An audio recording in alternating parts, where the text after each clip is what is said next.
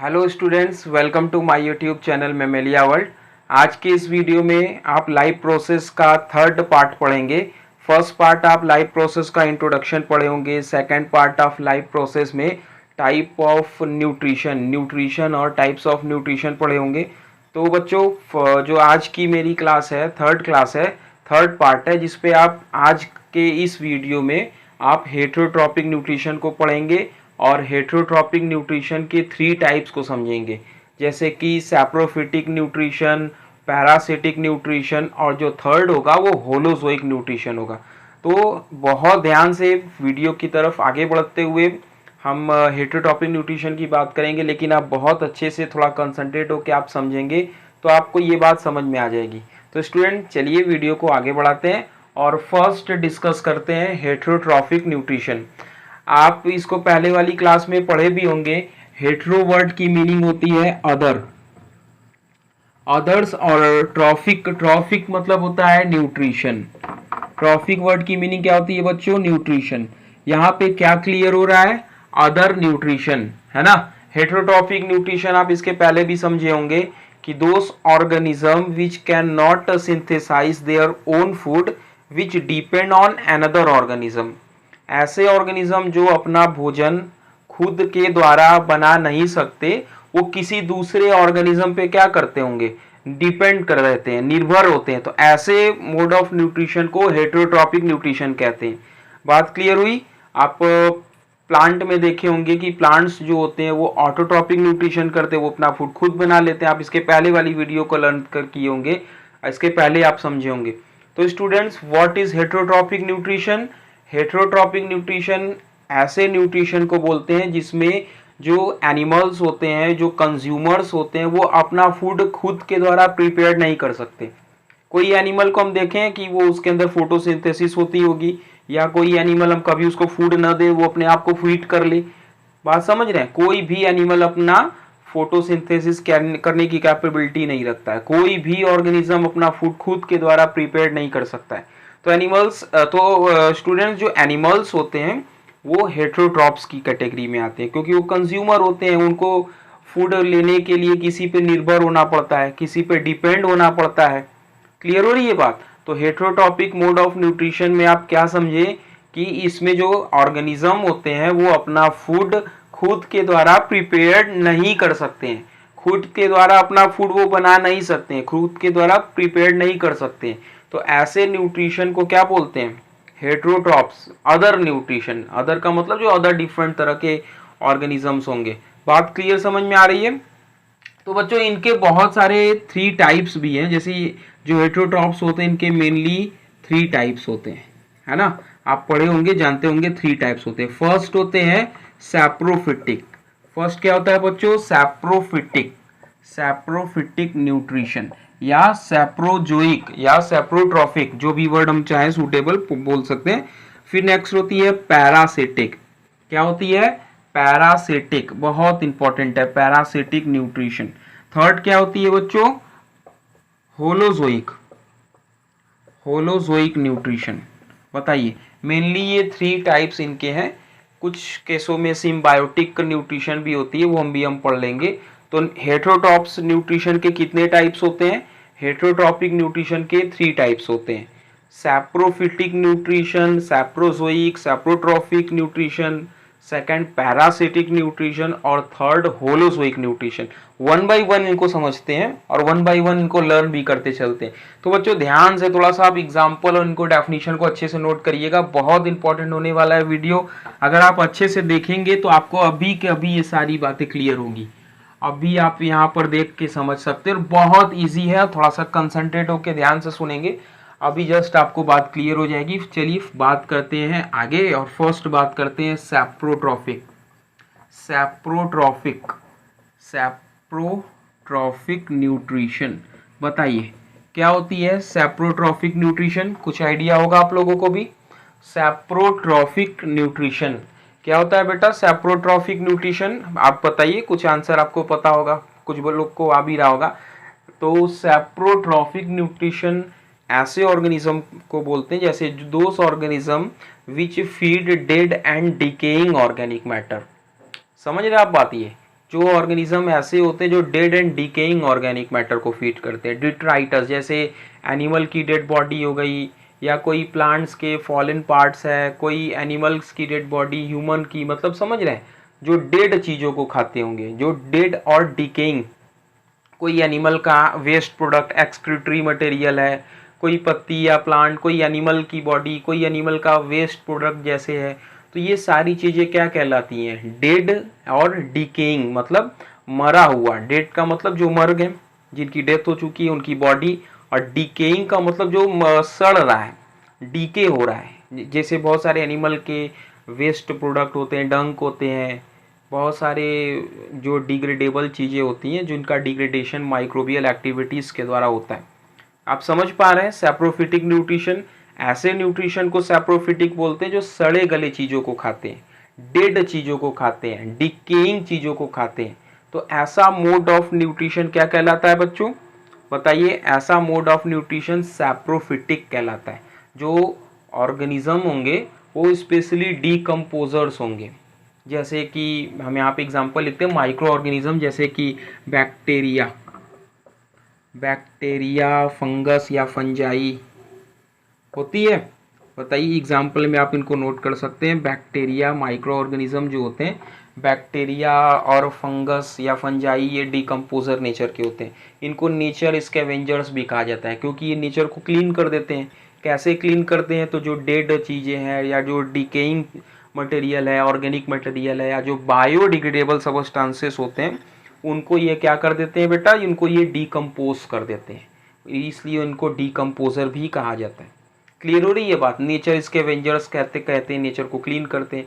तो स्पेशली ये जो भी कॉम्प्लेक्स फूड होता है, बस थोड़ा एक बहुत ज़्यादा इंपॉर्टेंट पॉइंट नोट कर लेंगे आप, इसमें जो कॉम्प्लेक्स फूड होते हैं, जो बड़े बड़े कॉम्प्लेक्स फूड होते हैं, जो कि हम कॉम्प्लेक्स फूड को ही फीड करते हैं, तो इसमें जो कॉम्प्लेक्स फूड होते हैं ये ऐसा केमिकल सबस्टांस या इंजाइम सीक्रेट करते हैं जो कि उस कॉम्प्लेक्स फूड का डाइजेशन कर देते हैं आउटसाइड दी बॉडी।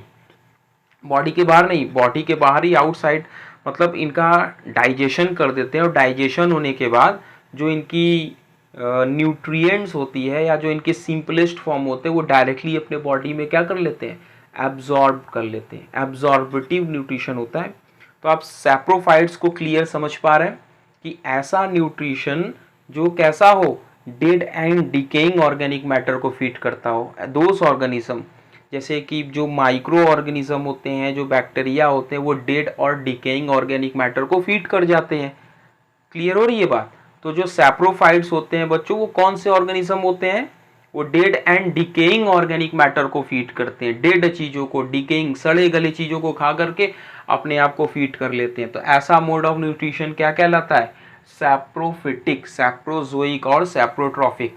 अब आपको बात क्लियर हो जानी चाहिए कि जो सैप्रोफाइट्स होते हैं वो डेड और डिकेइंग ऑर्गेनिक मैटर को फीड करते हैं। इनको डिकम्पोजर कहते हैं। ये नेचर स्कैवेंजर्स होते हैं। बताइए, बात क्लियर हो रही है? ये डाइजेशन बॉडी के बाहर करने के बाद जो डाइजेस्टेड फूड है उनको बॉडी के अंदर एब्जॉर्ब कर लेते हैं। एब्जॉर्बेटिव न्यूट्रिशन है। बात क्लियर है इतनी? यहाँ तक आप समझ पा रहे हैं? तो नेक्स्ट आगे बढ़ते हैं और बात कर लेते हैं इनके सेकंड टाइप्स की, जो कि पैरासिटिक है। ध्यान से देखेंगे बच्चों आप, तो आपको समझ में आ जाएगा। बहुत इजी है, बहुत टफ चीज़ नहीं है, और थोड़ा कंसंट्रेट होंगे तो आप समझ सकते हैं इस वीडियो में भी। तो क्या होगा सेकंड? पैरासिटिक। Parasitic nutrition. तो स्टूडेंट्स यहाँ पर भी थोड़ा सा कॉन्सेप्ट वाली बात होती है। पैरासिटिक न्यूट्रिशन कैसी न्यूट्रिशन होती है? इसमें दो मेंबर होते हैं, एक फूड को देने वाला और एक फूड को लेने वाला। तो जो फूड को, यानी जो फूड दे रहा होगा वो होस्ट होगा। वो क्या होगा बेटा? वो होस्ट होगा। और जो फूड लेगा वो पैरासाइट होगा। क्लियर हो रही है बात? होस्ट किसे कहते हैं और पैरासाइट किसे कहते हैं, पहले इस पर डिस्कस करेंगे, फिर इनके डेफिनेशन और इनके एग्जाम्पल आएंगे, इनके टाइप्स पे भी बात कर लेंगे। तो जो पैरासिटिक न्यूट्रिशन है उसमें दो मेंबर होंगे। एक मेंबर होगा जो फूड देने का काम करेगा, वो फूड को देगा, और एक मेंबर होगा जो फूड को लेगा। सपोज करिए कोई एनिमल के ऊपर लीच होता है, लीच जोक को बोलते हैं। जोक समझ रहे हैं? लीचेस जोक होते हैं। मान लीजिए कोई कैटल के ऊपर जोक चिपका हुआ है, जैसे भैंस होती है, देखेंगे आप कोई भैंस अगर कहीं से या कहीं पॉन्ड से नहा के, गंदे पॉन्ड में नहा के निकलते तो उसके बॉडी से छोटे छोटे जोक उसके शरीर से चिपके होते हैं। तो वो जोक यानी क्या होगा, वो पैरासाइट होगा, क्योंकि वो कैटल के ब्लड को सक करेगा। कैटल्स के ब्लड को क्या कर लेगा, सक कर लेगा। तो वो लीचेस क्या होगा, पैरासाइट होगा, उसको न्यूट्रिशन मिल रहा है कैटल से। और जो कैटल होगा वो क्या होगा, होस्ट होगा। आप बात समझ पा रहे हैं? जैसे मान लीजिए सपोज करिए एक कैटल है, कैटल के ऊपर जोक चिपका हुआ है, तो जो कैटल है वो फूड दे रहा है कि ले रहा है? आप बताइए, फूड दे रहा है कि ले रहा है? वो फूड देने का काम कर रहा है। तो जो देने वाले ऑर्गेनिज्म होते हैं वो होस्ट होते हैं, और जो फूड ले रहा है वो पैरासाइट होता है। तो जो पैरासिटिक और होस्ट के बीच का इंटरेक्शन होता है वो पैरासिटिक मोड ऑफ न्यूट्रिशन के थ्रू होता है। Those organism which depend on another organism without killing, जब एक पैरासाइट किसी होस्ट के ऊपर रह करके उनसे फूड ले रहा हो और उसमें डिजीज कॉज करा रहा हो, जो होस्ट होगा उसको कोई बेनिफिट नहीं कर रहा है, बदले में उनको क्या कर रहा है, डिजीज कॉज करा दे रहा है। बहुत सारे ऐसे माइक्रो ऑर्गेनिज्म होते हैं जो एज ए पैरासाइट हमारे बॉडी में रहते हैं और हमारे अंदर डिजीज कॉज करा देते हैं। तो ये जो मोड ऑफ न्यूट्रिशन है, ये कौन सा मोड ऑफ न्यूट्रिशन है बेटा, बताइए? पैरासिटिक। आप समझ पा रहे इस बात को? पैरासिटिक न्यूट्रिशन है, पैरासाइट है। क्लियर हो रही है बात आपको? बहुत सारे ऐसे ऑर्गेनिज्म हो सकते हैं जो किसी दूसरे ऑर्गेनिज्म पे के ऊपर रह करके उनसे फूड लेते होंगे, तो वो होस्ट होंगे जो फूड को दे रहा होगा, जिसके ऊपर वो होगा, और जो ऑर्गेनिज्म होगा वो पैरासाइट होगा। क्लियर हो रही है बात?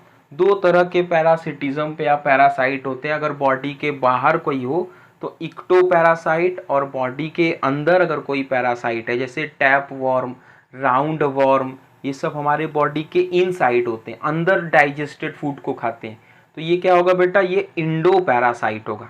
लीच, मॉस्किटो, लाइस, टिक्स, ये सब क्या होंगे, इक्टो पैरासाइट्स होंगे। जो जैसे हमारे शरीर के बाहर जैसे बाल में जू है, या कोई जैसे देखेंगे पेट्स होंगे, डॉग हो, उनके बॉडी में छोटी छोटी जूस की तरह जू जैसी हो नहीं होती है, टिक्स, लाइस, ये सारी चीज़ें इक्टो पैरासाइट होंगी। शरीर के बाहर पैरासाइट होगा। मॉस्किटो भी हमारे ब्लड को सक करता है, वो भी इक्टो पैरासाइट है। लीचेस इक्टो पैरासाइट है। जो बॉडी के बाहर रह करके पैरासाइट होंगे, शरीर के बाहरी मतलब बाहर से पैरासाइट होंगे। और यही पैरासाइट जब हमारे शरीर के अंदर आ जाएंगे तो ये इंडो पैरासाइट होंगे, जैसे टीनिया सोलियम टैपवॉर्म, राउंड वॉर्म, ये सब शरीर के अंदर होते हैं, डाइजेस्टेड फूड को खाते हैं, इंटेस्टाइन में पड़े रहते हैं और वहाँ पे डिजीज कॉज कराते हैं। तो आप बात समझ पा रहे होंगे पैरासाइट का और पैरासिटिक मोड ऑफ न्यूट्रिशन का। पैरासिटिक न्यूट्रिशन जिसमें होस्ट और पैरासाइट के बीच में रिलेशनशिप होती है, जो कि एक दूसरे को इंटरेक्ट करते हैं। तो बेटा ये जो पूरी फेनोमेनॉन्स हुई, ये जो मैं बात कर रहा हूँ, ये पूरी कॉन्सेप्ट होती है पैरासाइट की, पैरासिटिक की। एक लास्ट और काउंट पढ़ लेते हैं, थर्ड को भी थोड़ा इसी तरह ब्रीफली डिस्कस कर लेते हैं। थर्ड क्या होता है? थर्ड क्या होता है, अभी हम बात किए थे, आप बताइए थर्ड क्या होता है? होलोजोइक। Holozoic nutrition. ये क्या होता है होलोजोइक न्यूट्रिशन, बताइए? होलोजोइक मोड ऑफ न्यूट्रिशन किनका होता है? बहुत इंपॉर्टेंट है, आप ध्यान से सुनेंगे। होलोजोइक मोड ऑफ न्यूट्रिशन में जो एनिमल्स होते हैं, mostly animals including human being का भी मोड ऑफ न्यूट्रिशन कैसा होता है? होलोजोइक होता है। ह्यूमन भी होलोजोइक है, ह्यूमन का मोड ऑफ न्यूट्रिशन होलोजोइक। कोई एनिमल कौन से न्यूट्रिशन से फीड करता है? होलोजोइक। तो इसमें क्या बातें होती है? होलोजोइक मोड ऑफ न्यूट्रिशन ऐसे ऑर्गेनिज्म में होती है जिनके अंदर 5 सब स्टेप्स होते हैं। ध्यान से देखिएगा, ये 5 सब स्टेप्स इनमें होते हैं, 5 सब स्टेप्स इनमें होते हैं, जो कि सीक्वेंस है ये होते हैं। पहले हम क्या करते हैं? इंजेशन, पहले हम फूड को खाते हैं। उनके बाद क्या होता है इनका? डाइजेशन। फिर क्या होता है इनका? एब्जॉर्प्शन। फिर एब्जॉर्प्शन के बाद क्या होता है? एसिमिलेशन और जो अनडाइजेस्टेड पार्ट होते हैं, ईजेशन। आप समझ पा रहे हैं ये 5 स्टेप्स क्या होता है? ये 5 स्टेप सीक्वेंस से इनको डिस्कस कर लेते हैं।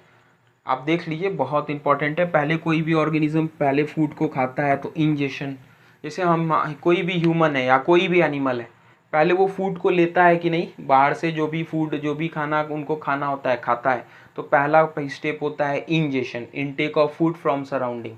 हम एक थाली खाना या एक कोई भी एनिमल भरपेट खाना खा लिया तो इंजेशन की प्रोसेस कंप्लीट हुई। उसके बाद उसके अंदर डाइजेशन स्टार्ट होगा, जो कॉम्प्लेक्स फूड खाया है उनकी ब्रेक डाउन होगी, जैसे कार्बोहाइड्रेट यानी स्टार्च के फॉर्म में फूड होगा तो डाइजेस्ट होकर ग्लूकोज फॉर्म करेगा। प्रोटीनेसियस फूड होगा, डाइजेस्ट होकर एमिनो एसिड फॉर्म करेगा। कोई ऑयली और फैटी चीज़ होगा तो डाइजेस्ट होकर फैटी एसिड एंड ग्लिसरॉल बनाएगा। डिफरेंट टाइप के इंजाइमेटिक एक्टिविटीज़ के द्वारा ये प्रोसेस बहुत कॉम्प्लेक्स है, जितना सिंपल है नहीं, बहुत कॉम्प्लेक्स प्रोसेस है। इनकी बहुत सारी इंजाइम्स, स्पेसिफिक नेचर की इंजाइम्स काम करती हैं यहाँ पे। थर्ड क्या होता है? एब्जॉर्प्शन। जो डाइजेस्टेड फूड होगा वो एलिमेंट्री कैनाल से ब्लड में एब्जॉर्ब्ड हो जाएगा। एब्जॉर्ब होने के बाद वो पूरे होल बॉडी सर्कुलेट करेगा, एसिमिलेशन करेगा। उसके बाद जो अनडाइजेस्टेड या फीकल मैटर होगा हम उनको अपने बॉडी से बाहर रिमूव आउट कर देंगे, ईजेशन कर देंगे। तो बेटा ध्यान से देखने वाली बात है कि होलोजोइक मोड ऑफ न्यूट्रिशन में कोई भी ऑर्गेनिज्म पहले कॉम्प्लेक्स फूड को खाते हैं, इंजेस्ट करते हैं, उनका डाइजेशन करते हैं, एब्जॉर्प्शन होता है, एसिमिलेशन होता है, और जो अनडाइजेस्टेड फैट या फीकल मैटर बना हुआ है वो उनके बॉडी से रिमूव आउट हो जाता है। तो ये 5 सब स्टेप प्रोसेस सीक्वेंस से कोई भी एनिमल में इंक्लूडिंग ह्यूमन बीइंग, ऐसे मोड ऑफ न्यूट्रिशन को होलोजोइक कहते हैं। आप समझ पा रहे हैं इस 5 स्टेप्स को? 5 स्टेप्स को बहुत डिटेल में आपको समझना पड़ेगा अच्छे से, इससे काफ़ी क्वेश्चंस आए हुए हैं। तो ये 5 स्टेप्स को आप समझेंगे वन बाय वन, इनको थोड़ा डिटेल में अच्छे से बात करेंगे। तो स्टूडेंट ये 5 सब स्टेप आपको अच्छे से ध्यान से पढ़ना पड़ेगा। इंजेशन में कोई भी ऑर्गेनिज्म अपने आप को फीड करता है, उसके बाद उसके बॉडी में डाइजेशन स्टार्ट होता है, फिर एब्जॉर्प्शन, जो डाइजेस्टेड फूड है वो ब्लड में जाता है, एब्जॉर्ब्ड हो जाता है। उसके बाद ब्लड के थ्रू पूरे बॉडी में सर्कुलेट होना, पूरे बॉडी में फैलना, एसिमिलेशन कहलाता है। और जो अनडाइजेस्टेड फूड होगा वो हमारे बॉडी से बाहर रिमूव आउट हो जाएगा, वो ईजेशन कहलाएगा। तो ये 5 सब स्टेप्स प्रोसेस में हो जिसमें होते हैं वो एनिमल्स होते हैं और वो ह्यूमन होते हैं। तो पहले कोई भी एनिमल क्या करता है? कॉम्प्लेक्स फूड को खाता है, देन उनका डाइजेशन, देन उनका एब्जॉर्प्शन, देन उनका एसिमिलेशन और देन उनका ईजेशन। तो ये 5 सब स्टेप्स प्रोसेस होती है किसी भी एनिमल में इंक्लूडिंग ह्यूमन बीइंग। तो आप समझ पा रहे हैं इस बात को? इस बात को आप क्लियर समझ पा रहे हैं कि जो न्यूट्रिशन है, जो हेटेरोट्रॉपिक न्यूट्रिशन है, उनके 3 टाइप्स हैं, सैप्रोफिटिक, पैरासिटिक और होलोजोइक। यहाँ तक आप अगर समझे होंगे तो आपको एक बहुत अच्छा कॉन्सेप्ट मिला होगा। तो ये पूरी फिनोमेनन आप अच्छे से लर्न कर लेंगे और इनको आप अच्छे से समझ लेंगे। तो स्टूडेंट्स आज की इस वीडियो में इतना ही। अब नेक्स्ट वीडियो आप देखिए एनिमल के, इसी के आगे कंटिन्यू वीडियो होगी। आप वहाँ से इसके आगे की वीडियो में लर्न करेंगे कि जो न्यूट्रिशन होते हैं वो ऑर्गेनिज्म के, कुछ ऑर्गेनिज्म हर्बीवोरस होते हैं, कुछ कार्निवोरस होते हैं, कुछ ओमनीवोरस होते हैं। तो ये सारी बातें हम नेक्स्ट वीडियो में एक्सप्लेन करेंगे, और न्यूट्रिशन इन प्लांट्स। तो स्टूडेंट आज की इस वीडियो में इतना ही। अब नेक्स्ट वीडियो आप वॉच करिए इसके बाद, और अच्छे से उस बात को भी समझ लीजिए। Thank you students.